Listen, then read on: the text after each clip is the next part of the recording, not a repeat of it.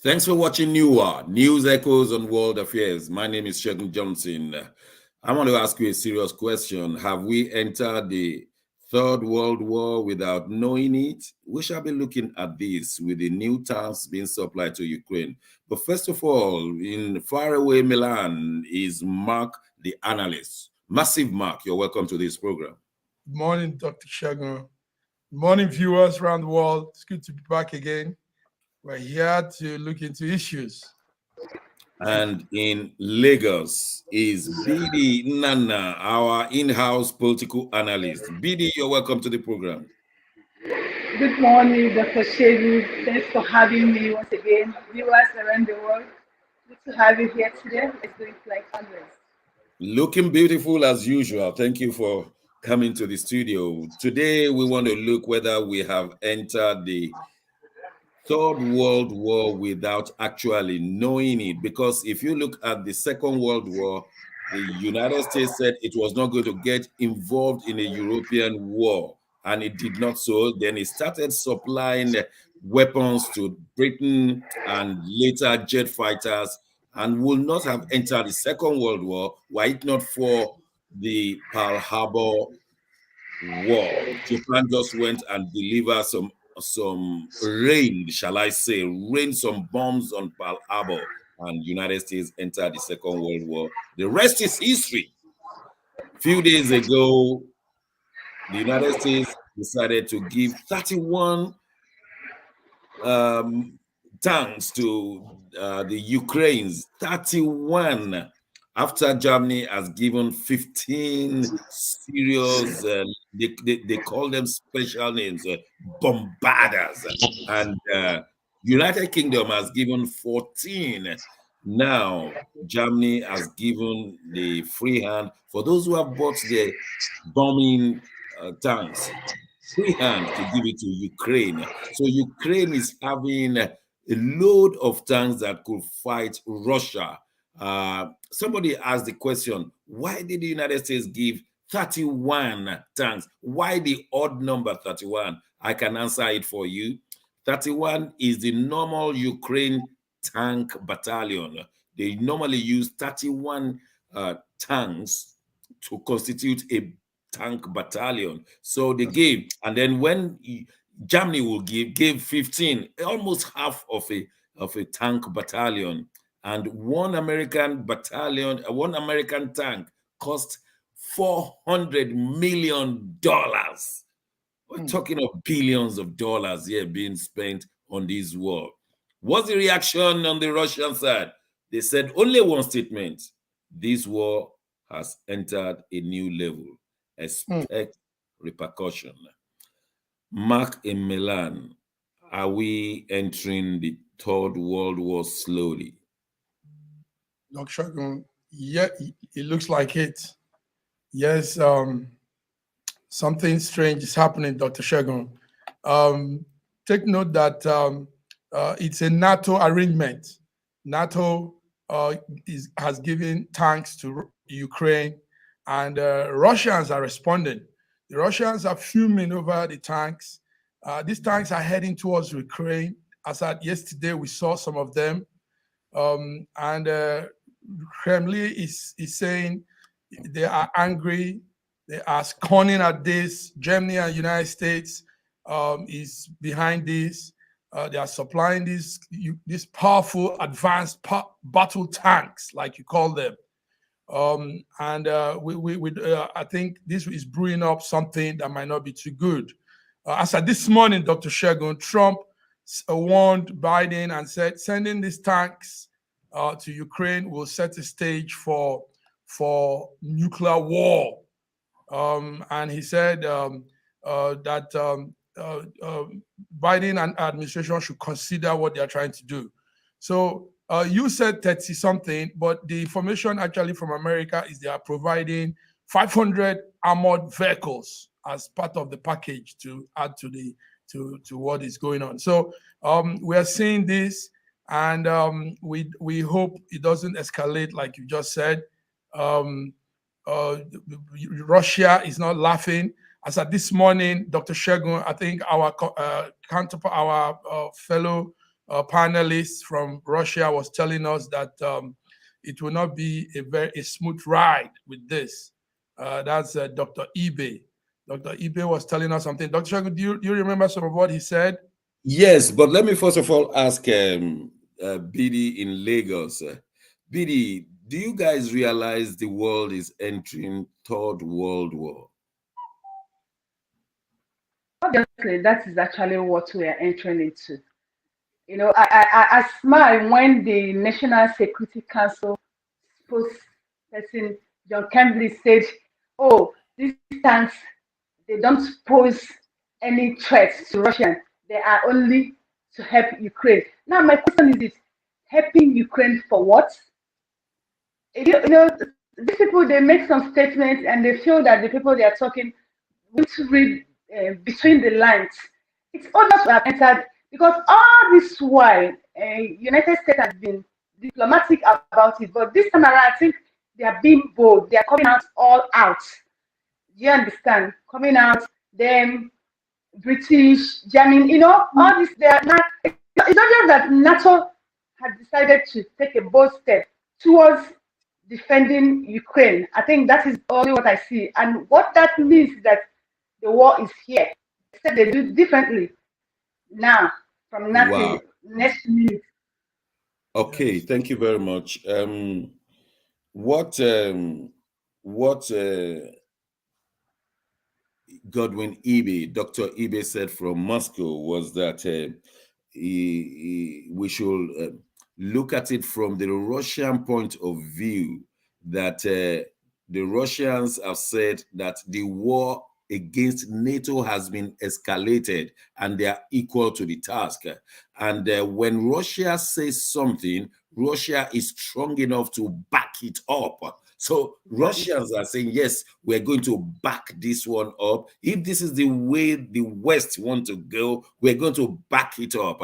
And I was reading from CNN earlier this morning, and the CNN was asking the US government, are you going to send area bombardiers there as well? Because that's exactly what happened in the Second World War. When the Axis powers were winning, then they decided to send some jets. So it was asking, CNN was asking the American government, are you going to send some flying bombardiers now? That is, you're sending jets, which will mean the beginning of Third World War. So the next level, if we're going to be scared, is that there will be aeroplanes getting involved, and that is the signal that this thing has become a full-fledged Third World War. Mark, how scared are we? Yeah, we're scared. There was a statement also by a man, the Kremlin spokesman, one Dmitry Peskov. He repeatedly said that those tanks they are sending will go up the flame. So that's Russians guaranteeing NATO that those tanks will be targeted and burnt. So he said they will go. He posted last night on the Russian TV, even as the battle is going on. Even before now, we know an estimated 123 soldiers have been killed. 123,000 Ukrainian soldiers or Russian soldiers? Yes, Ukrainian soldiers. I think the fact we have is that Russia has taken some territories from Ukraine in the last few weeks. I mean, there is no lie about that. And that has gingered Zelensky to be running helter-skelter looking for ammunition. There is no doubt that Russia is a superpower. But what we are just saying is that now Russia is not even putting boots on the ground. They're just sending long missiles to finish this war. And if they continue like this, then if NATO wants to counter, then there is a challenge somewhere. And Bidi, do we know? I mean, when I say we, another spokesman, sorry to cut you. Another Russian spokesman said this morning again that NATO must be destroyed. And that's Vladimir Soloviev. He's a yes, but NATO has gone to outsource this war. You see, this is the outsourcing of the war. You are not fighting any NATO country as today. You are fighting Ukraine. So NATO is fighting his war through Ukraine, and they're having a proxy. So in order to win, you just want to destroy Ukraine. Bidi, let me just tell you this one and see your reaction. In case of a nuclear war, which you cannot rule out, because if Russia is to be annihilated by the West, because Russia is surrounded, we have Germany, we have Poland, we have UK, and if they are to be annihilated, they will use their nuclear weapon. Do you in Africa know that in the case of a nuclear weapon between NATO and Russia, Africa is going to be the most civilized and modern continent of the world, because these ones will have ruined themselves. Are you prepared for this? Dr. Shego, I don't know if I should be happy about this question or I should be sad. I don't even know what to answer, because I might not be, I don't know what to say. Yeah. You are right. It's a difficult one. It's a difficult one. Let it not be that I am taking pleasure in someone's misfortune. Do you understand? Yeah. I don't want to sound like that. Let it not be that I'm taking pleasure in someone's misfortune. I don't pray that this happens. I will stand like that, Dr. Shegun. This could be there is a wise man of Proverbs that they used to say back in the days. It says one man's something is another man's poison. One man's so one man's food is another man's food. Yeah, but still, if you're a loss to a side could bring a gain to another side. That's how it's true, but I don't hold that. I don't. I'm not of that philosophy. I'm of the philosophy that the universe is so wide that can accommodate everyone at the same time, and you will be prospering and I will be prospering. I wouldn't want that nuclear war, but I want them to stop it. They stop it because I wouldn't want it, and Africa would become a developed continent without them destroying themselves. But if they want to destroy themselves for Africa to rise, so be it. I think I feel what you are feeling, BD, because if the whole world is destroyed and only Africa appears to be the modern world, then where will we operate then? I mean, exactly. Where's the technology and all of that? So we will miss a lot of things. But then we have Ambassador Nat Iyakwo. Ambassador Nat, you're welcome to the program. Good morning. Thank you very much, and good morning, everybody. In 3 minutes, Ambassador Nat, and I know you have been following these news. Do you think Russia and NATO have entered the Third World War through the supply of tanks to Ukraine by the US, by the UK, and German governments, and more are coming? And Russia said this war has entered a new level. Is this the beginning of a Third World War? The Third World War began many years ago by installments, and the wars are being fought at different locations, but converging at one point. Competition for supremacy within the superpowers. But what we are now witnessing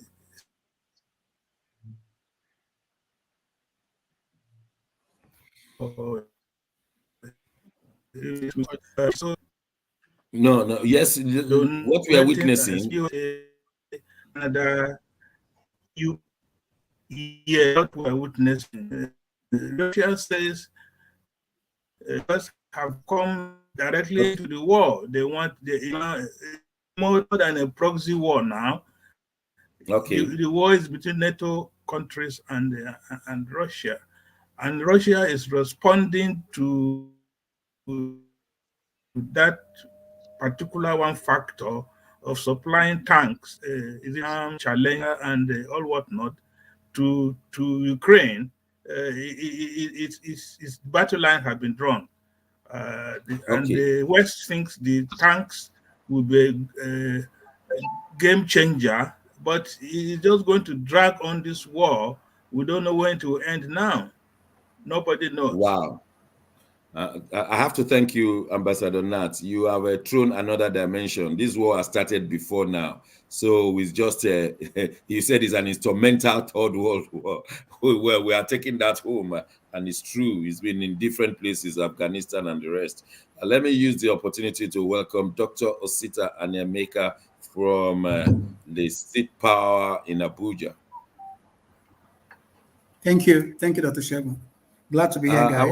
I want to ask you directly. The United States government banned certain Nigerians from coming to the U.S. Restrictions, they call it. They said these Nigerians have been anti-democratic, and they will not allow them nor the members of their family to enter the U.S. at least. And if the U.S. has done it, you can be assured that the rest of the Western countries have put these names down. But unfortunately, or rather, sadly, they did not mention any name. I've been scouting to see who are these people. And it appears that Tinubu is not there, Atiku is not there, Peter Obi is not there, or Obasanjo is not there.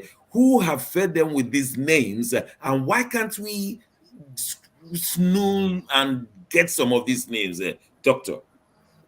You can't know the names. It's not diplomatic. They just didn't ban them from coming to the United States. They banned them from applying to come. Applying to come. You can't get to the embassy.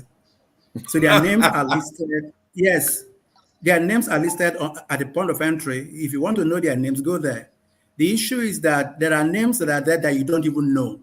The U.S. has, the U.S. government has their personal, private details on them. So if they make it public, they are warning them. If they make it public, they are giving out an alert that. Will you say what criteria did they use, and who are falling into this kind of criteria? It's not fair. They told you that already. They are undemocratic. They are not practicing democracy, no matter the amount of lies they tell. But if, as a matter of fact, listen again.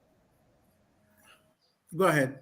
If you put a poll in Nigeria, many Nigerians will tell you all the Nigerian politicians have been anti-democratic. They have practiced anti-democratic activities. They have paid money for votes. They have seduced voting. They have killed. They have maimed. All of them will fall into that category. Why are they not all falling?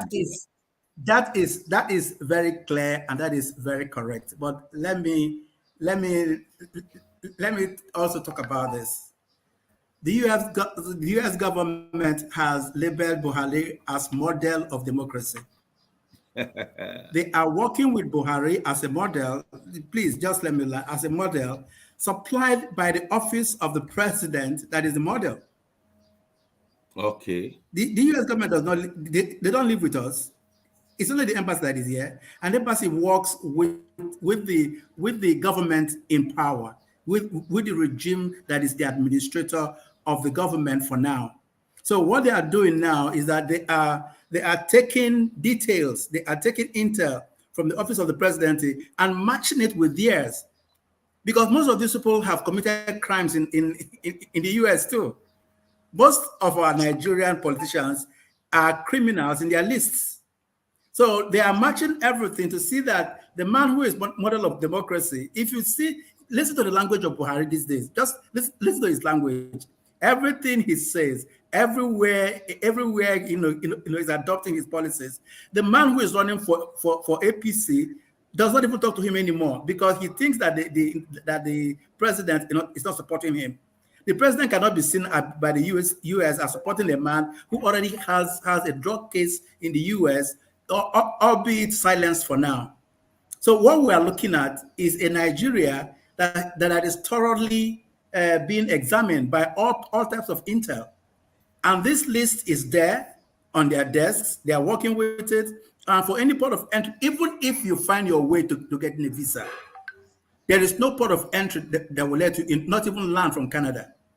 So, we are here as Nigerians, living here and talking to ourselves as Nigerians and watching what will happen between now and the end of next year.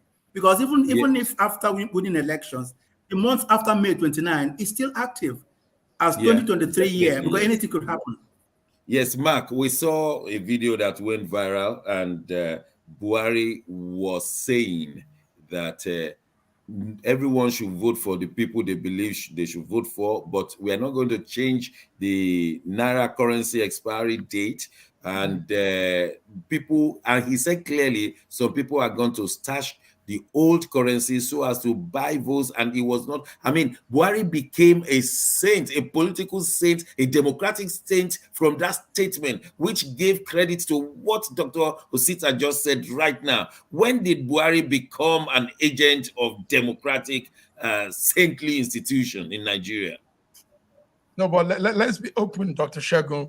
Good thing. Dr. Osita is here, Ambassador Nat is here. The truth of the matter is, to an extent, Buhari is, I won't say a good man totally, but Buhari has some level of sanity in him to an extent. But you see, leadership is more than sanity. Leadership is will, the will to do something, the power and the courage and all those audacity to do things. So he doesn't have that. But the man has some level of, at least in the African context, he has some level. Was he doing that for the international media?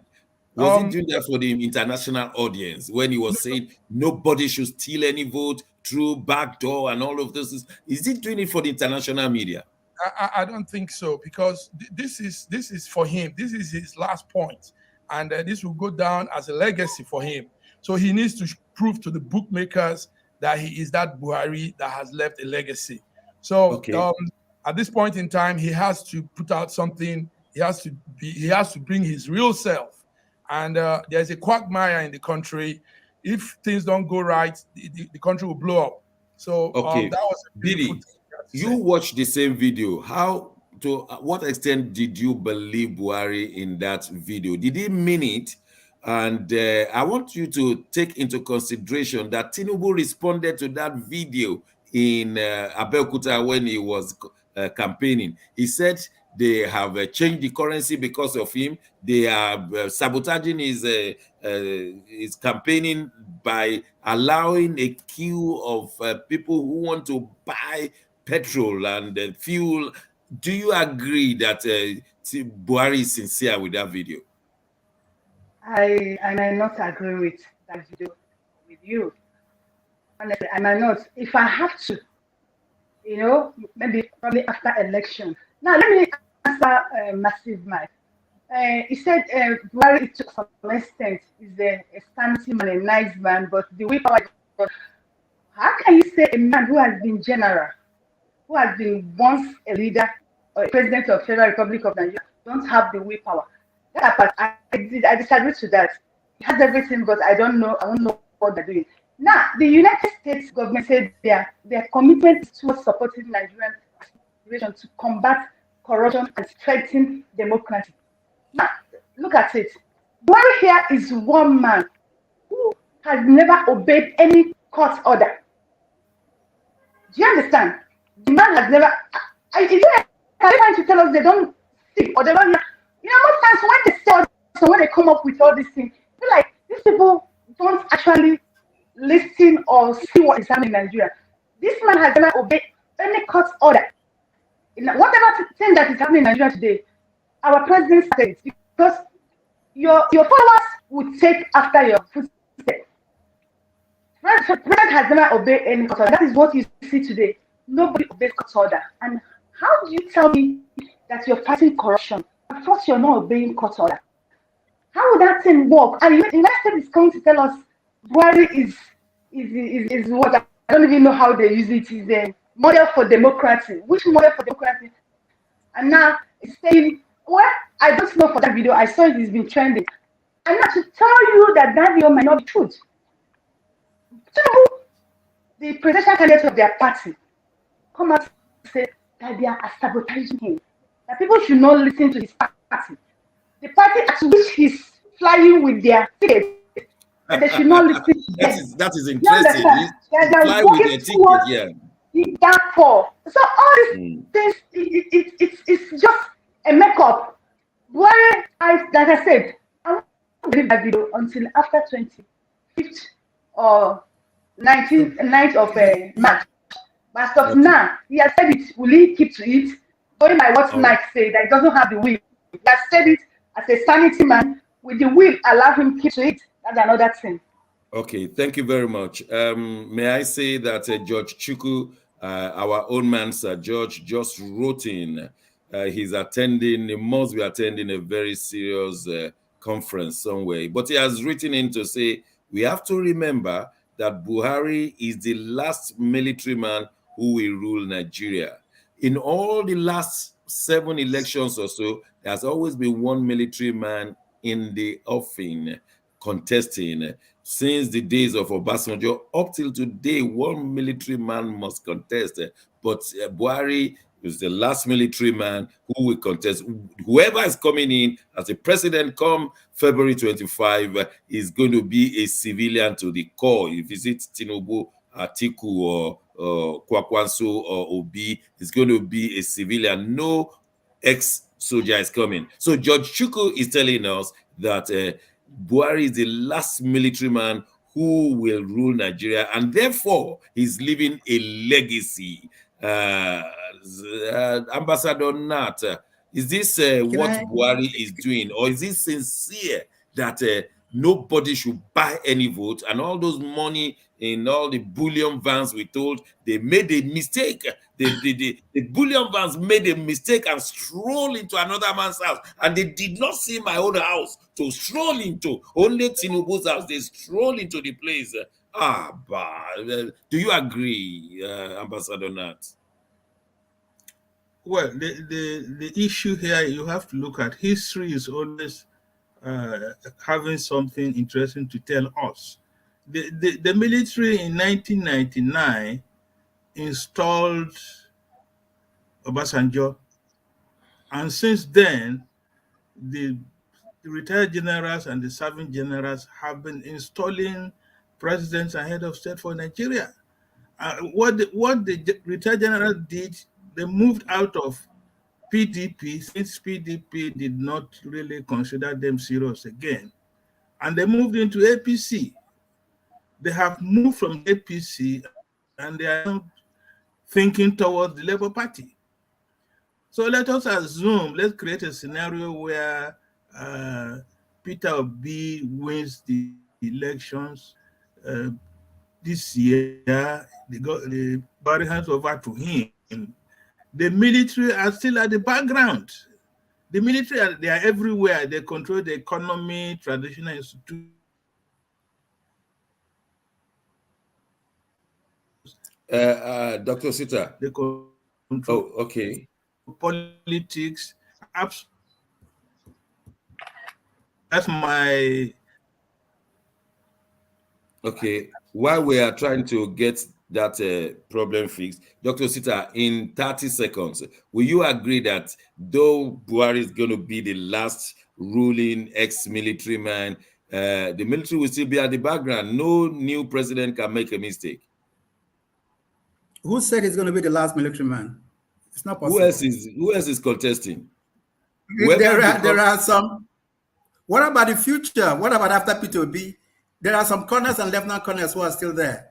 This is Nigeria. And for Christ's sake, what makes military a bad thing? In the US, you qualify to become president if you have a military, if you've had a military career.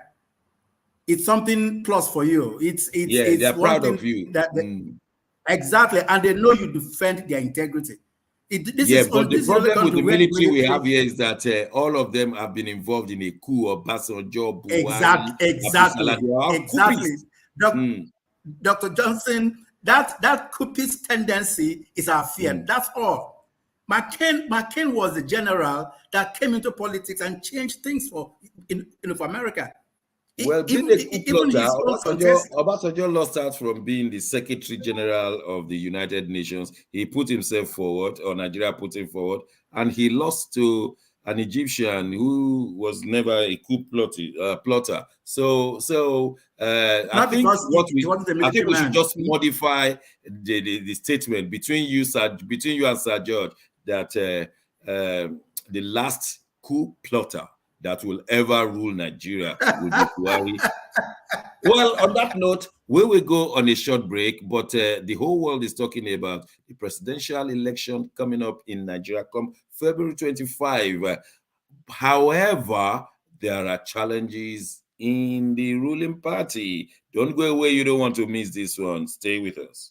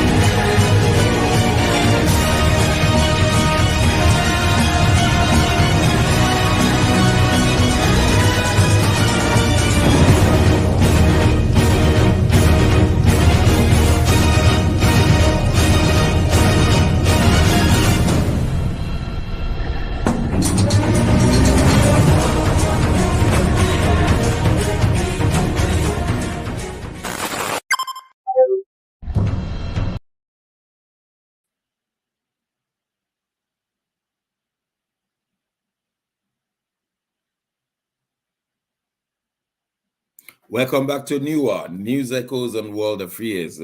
Nigeria is the center of attraction all over the world at the moment because of the importance of the February 25 presidential election. Actually, it will involve the legislators' elections as well. So Nigeria is at the center of the view of the whole world. Anything that happens in Nigeria happens in Africa. That's the way it is seen, because in every poor black man, one is a Nigerian, and this presidential election is going to be very, very decisive. And one would have thought the APC, the ruling party, was going to have a run over. It's going to be a smooth walkover. And it's not because of what others are doing or not doing, but somehow the boat is leaking in the All Progressive Congress. It appears that Tinubu is fighting some wars within the party, and this may signal danger. Let me call on super political analyst, Dr. Sita. What's really going on? Can the world be enlightened? Maybe he shouldn't be going to Abeokuta. Anytime he Go goes on. to Abeokuta, some bomb drops, yes. But the issue is very Hold it, clear. hold it When you here. have For our viewers who don't understand, Abeokuta is the capital of Ogun State, where Tinubu sang that famous song, Emilokan. So, okay, go on. Sorry. yes. Okay, thank you very much. But the point also too is that when you have strange bedfellows coming together, at some time the bubble bursts. Not everybody in APC has a common. They don't have a common ideology. People run into it as a camp because there's rain, and as soon as the rain finishes, they move out again and go in different directions. Unfortunately, therefore, this rain is going to be for a very long time, because a candidate left APC and joined the Labour Party that everybody laughed at, but he went there with a purpose. As the purpose started to blossom, the whole world is watching now, because Pete Obi with no structures has come to teach what the new structure should be like. So the man who is at the helm of affairs for APC is seeing so much war ahead of him. But the truth too is that his people are not fighting with him. They just go out there, make statements, collect money, and disappear. But the main problem is the party leader himself, who is supposed to be as the honeybee for this campaign, is not there. The problem we have with Buhari is his lack of involvement, even in governance, in party politics. He said a few weeks ago that he's going to 10 states with Tinubu, and he went to 2 or 3. He said it. 2 states or 2 campaign, no, not even 2 states, 2 campaign rallies of 96 rallies is not a visit. Every one of them, APC, LP, but they have almost 100 rallies to attend. In some states, 4. So the issue is attending 2 does not show leadership. We're talking about him being tired after every rally. That's what a leader does. But he's non-involvement. That is the reason why the cabals are ruling the country. Non-involvement talking about tiredness. Everybody thought Tinubu will have been overtired by now, that he will have retired. But he appears to be appearing in many, which is a frailty and all of those. How can you explain that? The man is very stylish. He goes there and sings a song and keeps quiet. The rally is over. Let him go there like P2B. He goes there.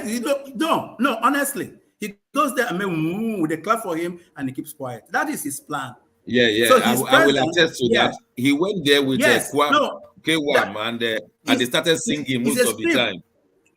It's a script written for him. Go there, appear, make a noise, people clap for you, then we take over. Dance.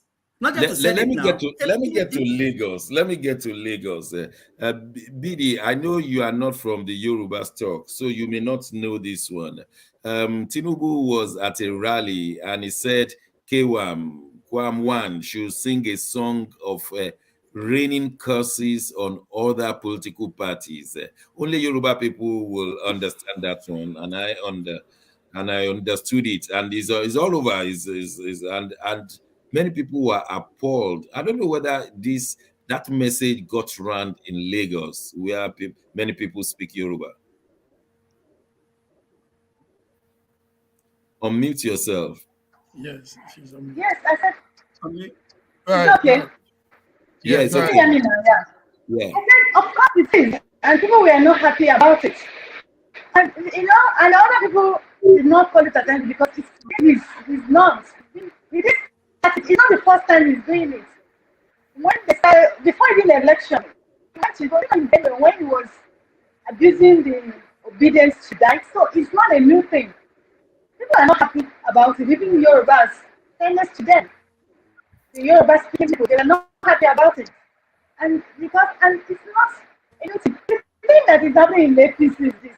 But ordinarily, right from the primary, it didn't just start now. I'm surprised that people are making it look like it started now, right from primary. You remember it was during primary, he went to Abiyokuta and said, Emilio Komi. So this, finally, the party members did not start now. That mindset was formed within him during the primary when he felt that they didn't want to give him the tickets. That was when he started fighting the party. It was a cold war. You understand? That was when I don't think a campaign gives any politician the right to rain curses. He said rain curses on them, and that's who Tinubu is. That is who he is. No, we like living in the past. That is who he is. Yes, that is who Tinubu is. We can't take it away from him. Yes, if you have met him one-on-one, it's a dangerous level. Well, our own Sir George wrote in to say if Tinubu is allowed to speak freely, the world will see his state of mental deterioration. Let me ask Ambassador Nat, why should anybody listen to curses at a campaign? It's not fair on those who are there, who came to listen to your policies or your manifesto. But you say rain curses. I mean, that has crossed the boundary, isn't it?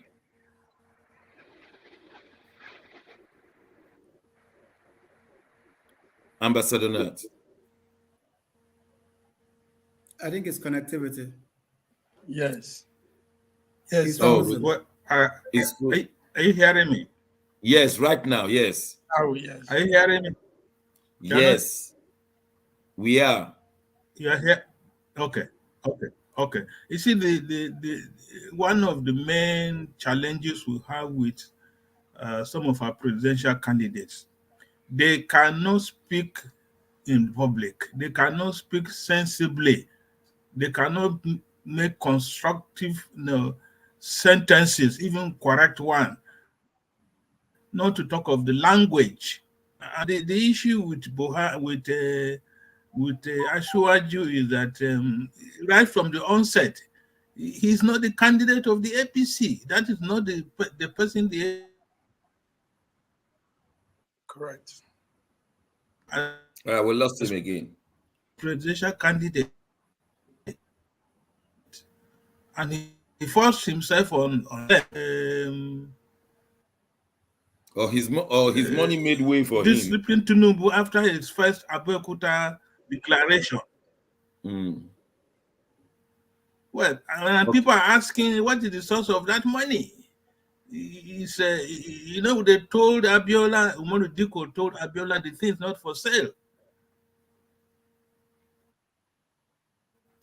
Yeah. Massive Mark, while we're trying to sort out the thing with Ambassador Nat, why will people come on air and tell us that a straight bullion van just entered Tinubu's house? The money was meant to pay salary for some people, and the driver did not know where to take the bullion van, and it entered Tinubu's house, and they locked the gate in safekeeping. Why will people come out and make such insinuating, I mean, such lies, such, how will they do they think the rest of Nigerians are just stupid and they will bite hook, line, and sinker? Can you imagine that, Dr. Shagun? I mean, in fact, the man didn't come up with a very good lie. There are lies, categories of lies. So there are good lies and bad lies. Yeah, this one was the least of all the lies. Even Satan will laugh at this and say, he didn't say the lie well. I mean, how will you say well, that incident happened in 2019. We all followed it then. And they've been giving excuses all the way. But it's obvious that Tinubu, the presidential candidate for APC, is a money bag. And he believes in bankrolling people. He believes in using money to buy votes. He believes that's his way. I mean, we just have to say this. We're not trying to tarnish anybody's image. That's what he's known for. So saying that the brilliant van mistakenly came in, blah, blah, it's all a lie. That's a story you tell a little child of 1 year old or two. Even some little kids now know when you lie. They will say, "Uncle, you're lying." So it's a lie, and we're not taking it. Well, also there's a crack in all the ruling, the political parties presently. Yes, like Dr. Sita said, the body language of Mr. President Muhammad Buhari is not showing that he's too well with the campaign of APC, even though they try to play it out. And there's so much confusion too. Imagine the presidential aspirant of APC to Tinubu saying that the money, the change of currency, the fuel situation, all these things are targeted to pull him down. Meanwhile, it's his party that is that's there. It's his man, his so-called partner. Buhari is the one there. He said he put him there. So I mean, it's also funny. We're hearing this. We're also seeing people decamping. But the sad thing is, even when they decamp to the wrong. It's like jumping from frying pan to fire. You know, the lady that decamped recently, yes, she did well. She's exposing things, but she decamped again to another place that is not worthy of belonging to. Okay. Finally, on this matter, thank Sir. you, Massive Mark. Finally, on this matter, Dr. Osita, how well did it go down when Tinubu said that it was PDP that caused this petrol scarcity, when PDP has been out of power in 8 years?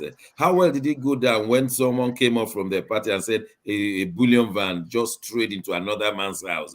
How did Nigerians react to such things, for God's sake? It's the same tradition. Dr. Shagun and all of us here, this is the first time in the last block of 8 years that we've had impunity rule us. Somebody came out and said snake swallowed money, monkey ate money, money disappeared into the ground.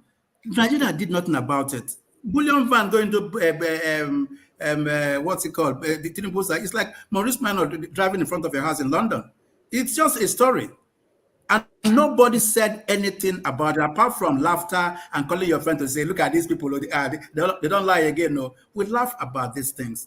But this is what is bringing us down. Money is missing. Somebody goes to respond to National Assembly and faints. Walks out of the National Assembly hall and walks into his car.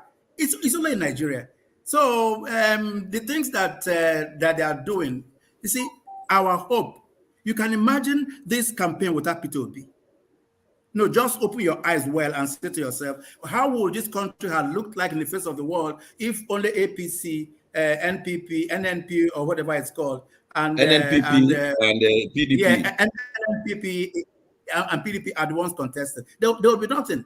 People tune to BBC, people tune to all foreign media because they are listening to what P2P will say. And they're listening to which direction Nigeria is going. Thank God for someone like him, because otherwise everything would have been a sham. And I call myself Nigerian, show my green passport tomorrow. They say, you guys are just trash. Yeah, Sir George is writing in to say that the truth is finally coming out why Buhari is adamantly insisting on the Naira change, which of course January 31st is the last day of change. So if you want to change your old currency, you better do it now or never. And he said this is a silent fighting of Asiwaju by Buhari. Well, but Buhari is not saying so directly. You said it's silent. Ambassador Nat, I know you will give us a good analysis of this. The Vatican reacted this week that 39 Catholic priests were killed in Nigeria in the last few months, in 1 year, 39, and many were maimed in state of insecurity. Now, why will the Boko Haram be targeting the Catholic Church especially? And the same thing they did in Owo, for Ondo State. They went to Catholic Church and shot at the congregation. Why the Catholics? Is there any reason, Ambassador Nan? Well, I'm not sure whether these reasons I will talk about are true or not. If you look at Nigeria as an example, it seems, seemingly it seems that there are more Catholics in Nigeria than the Protestants or other denominations. The Southeast is predominantly Catholic.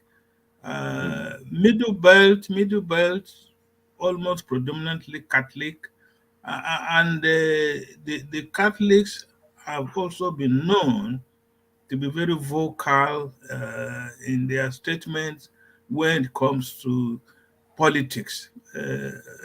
Father Matthew Hassan Kuka is one of them, and we know he doesn't speak, he speaks truth to power, and so but this particular father, Reverend Father Isaac Archie, who was 2 weeks ago burnt in his house, a rectory in Kafinkoro, these bandits, Boko Haram, have attempted his life on 3 different occasions.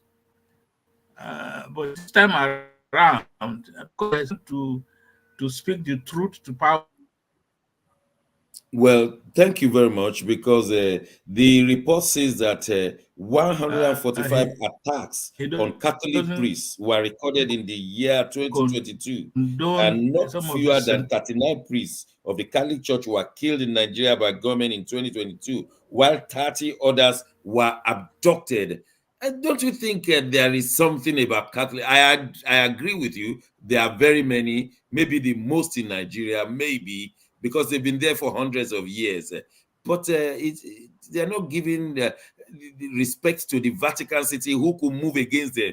If the Vatican City want to move against Nigeria and these abductors, they could do so. Why do they not fear the Vatican City? That's very correct. Can I say something? Yes, do quickly.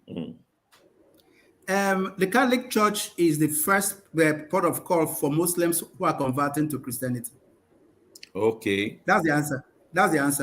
Those are the people, they know them and they loathe them. The extreme Muslims loathe Catholicism, because that is the first place Muslims go to when they are converting, because they want to go to the seat of Christianity in Nigeria. Yes, exactly. So you can't find them moving from their faith to one Pentecostal church. No, they won't, because they want to be seen as making that change triumphantly. That's why they go to the Catholic Church, and because of that, these extremists load them, with a passion. Do you think these abductions will simmer in 2023? I leave it to anybody to answer. Okay, you think it will go down? First, yes. No. Well, simmer, yes, but it will still be there.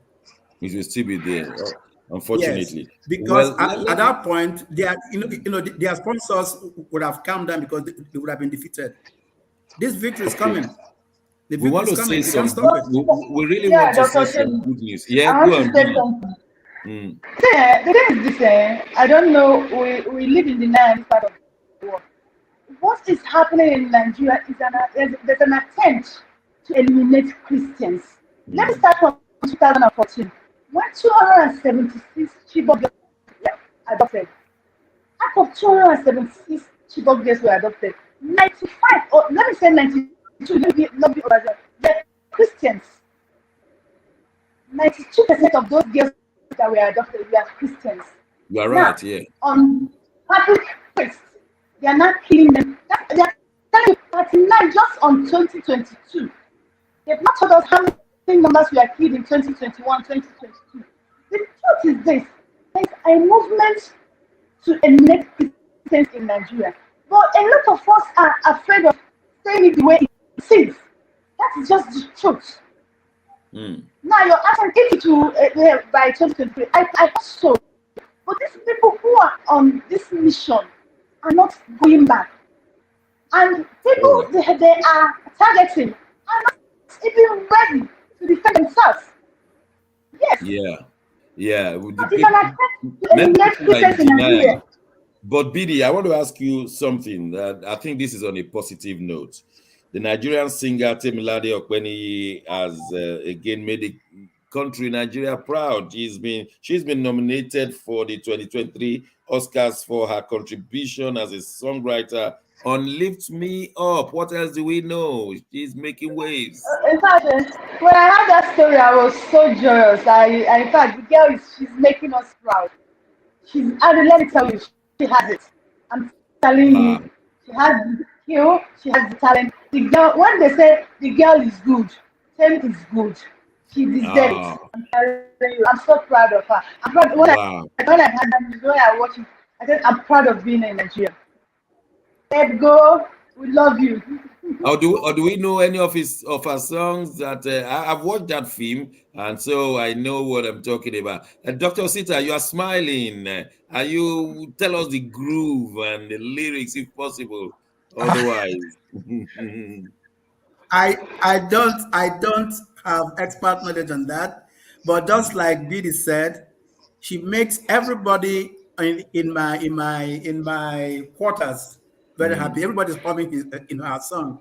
I hum it, but I don't know the lyrics. She's amazing. She's just amazing. Oh, I don't know. The Michael Jackson of Africa is here, female, yes, really. yes. Because Ambassador Nat. I cannot find any environment where they don't love her. None. Wow. Ambassador Nat, our young songwriters and singers, they have made us proud. Even during the last World Cup, we were not there as players, but we were there as singers. Ambassador Nat, We what played. else can we say? We played songs. Well, can anything good come out of Nigeria? I said yes. The people in this particular industry, they are doing us very proud. Yes. And they're generating a lot of revenue for this country and giving us a good image outside. So yeah. I think the politicians to emulate or imitate these individuals and behave themselves. We wish her well at the Oscars meeting, and it's just like, at least we remember them, we smile. We go to parties in the United Kingdom, in Europe, most of the songs will be Nigerian songs or African songs. We go to the malls and you'll be hearing Davido, Wizkid, Boma. I mean, boy, you just wonder, is the world is getting crazy about African beats? Massive Mark, I know this is your area. Can you tell us more? Yes. The more there to it is this is the second time Nigeria is making an attempt on the Oscars, this award, the Oscars. The first one was with our Nollywood lady called Genevieve Ineji, but she was disqualified. She had a movie that year called forgotten the title of the movie now. I recall the movie. They said the African content in it was not a lot. Yes. You know what happened was they made it look like a foreign. You know, in the Oscars there are categories. So I remember that particular movie. It was about a businessman who died and all of that. Genevieve would have won, but they now had to categorize it with the American kind of movie because of the English. Now they would have they said there were too many English words than African. They would have just made it pure native language, and it will now fall into an international. Yeah, but we have a problem in Nigeria. If you speak too much in Igbo, all the Yoruba and the Hausa will not understand. The same thing. Yes. So we understand that one. But is it possible our audience, our global audience, they're coming in to say, can we hear one of the songs before we close? We can start playing it now. If you have one in the studio there. Osita, you want to say something? Osi, what is it? Make us happy. Yeah, one of the judges actually told us that if John Vive's movie was in Pidgin, it would have won. Not just language. If it was in Pidgin, yes. That was a very powerful film in photography, in script writing, movie, in presentation, in editing. It was everything. Fantastic. Nigerians were coming. We are coming. Yes. Particularly those of us in Nigeria. Can we have any of these songs? Studio, is it possible we hear any of these in our dying seconds of this program? We could have. We thought about it. The studio thought about it, but there are laws to playing such music, copyrighted items. Oh, everything is about the law, the law. Well, ladies and gentlemen, you have been wonderful. Ambassador Nat from East London, it's my pleasure to have you today, and we're looking forward to having you on Wednesday. So also Dr. Sita from Abuja, good to have you today. The lady in the house, Lady Bidi Nana, you are always on point, and thank you. Massive. That's our and thank you to Sir George all the way from Toronto, Canada, who has been with us, even not physically, but writing in. Yes, we shall see you. My name is Shegun Johnson. God bless you all.